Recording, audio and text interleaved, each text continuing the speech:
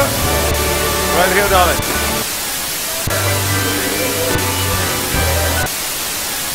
Glory.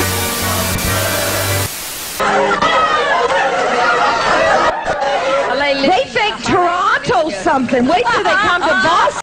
Vissarion reinició el calendario a su vida. Aquí ahora es el año 49 y en vez de Navidad se le... Asking God to send that anointing on all of you.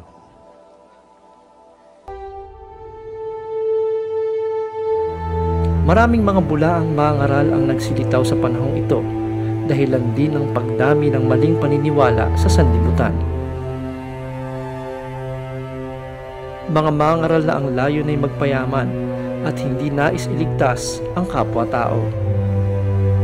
Nakalulungkot na halimbawa na sa kasalukuyang panahon ay mapanganib, dulot ng maling paniniwala. Gayon din ang paglaganap ng mga taong iniwawala ang paniniwala sa Diyos.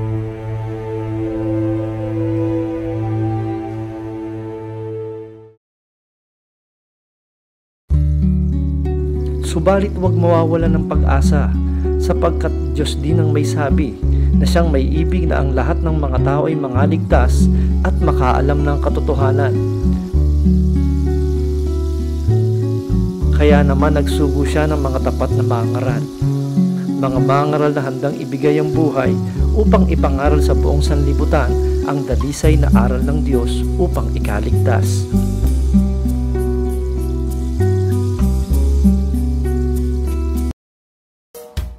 Kaya nga mga kabataan, tayo tinuruan sa aral ng Diyos na dapat natin panaligan.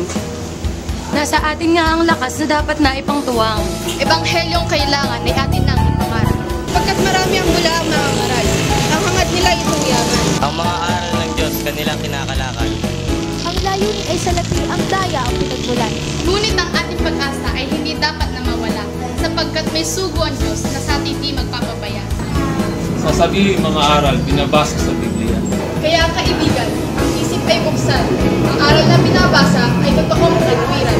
Kaya nga mga kabataan, pangunahang makidamay. Makiisa sa gawa ng kabanalan, mga ngakal na masikap, dapat nating tulungan. Upang mabawi ang taong nadaya sa sanlibutan. Bilang ikay kabataan, huwag sayangin ng iyong buhay. Marami ang magagawa upang ikaw ay tumuwa. Sa gawaing pagliligtas, tayo ay makidamay sa sugo ng ating panahon, Brad Eli at Brad Daniel ang anak. Sabi nga ng mga ngaral sa ating mga kabataan, huwag ninyong hahayaang mahatak ng sanlibutan. Bagkus sa ipaglingkod mo ang inyong mga natutunan, makidamay sa nagtuturo, ito'y ating kailangan. Kaya't salamat sa Diyos sa lahat ng pagmamahal. Dahil di niya hinayaan tayong lahat mga ligaw. Tinuruan at lumamay sa ating mga mangaral. Ipaglingkod ang iyong buhay. Tayong mga kabataan.